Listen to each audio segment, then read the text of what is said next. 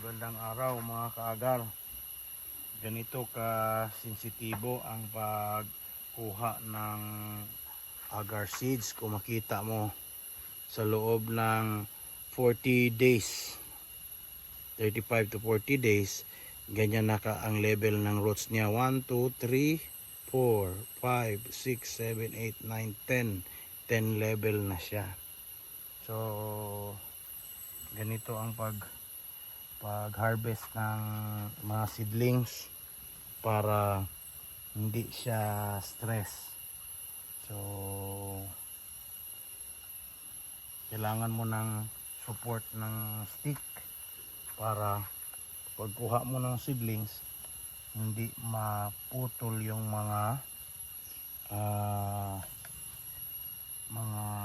micro roots o yung mga small roots at saka yung main na roots mismo niya.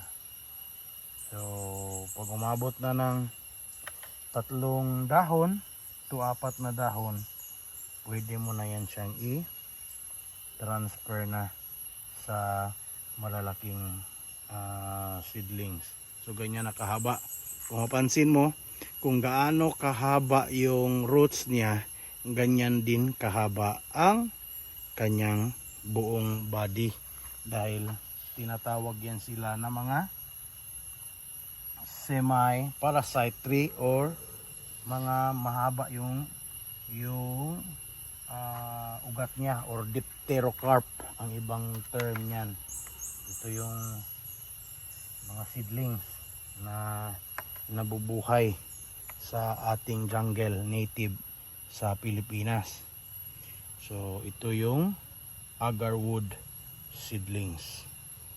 So mga kaagar, ganyan lang kasimple ang pag-harvest. So hindi mo pwedeng patagalan din siya mula noong ni-uproot mo siya para hindi siya masyadong ma-stress. So ganyan kasimple tingnan, pero yung kamay ko ay talagang sensitive ang paghawak niya. Hindi pwedeng hawak ka lang kahit saan dahil mapuputol ang mga seedlings. So ang mangyari niya, mamamatay siya, tulad ng mga hindi din talaga siya maging perfect. And tandaan mo mga kaagar, hindi madaling magpalaki ng ganitong mga seedlings na araw-araw, from morning to gabi mo siyang tingnan sa paglaki. So ganyan lang kasimple. And yan, okay na yan para for transfer na to. So ito yung mga seedlings na to, iniingatan natin mga kaagar. So ito si Agar King ng Mount Matutom Agarwood Plantation. See you on the next update.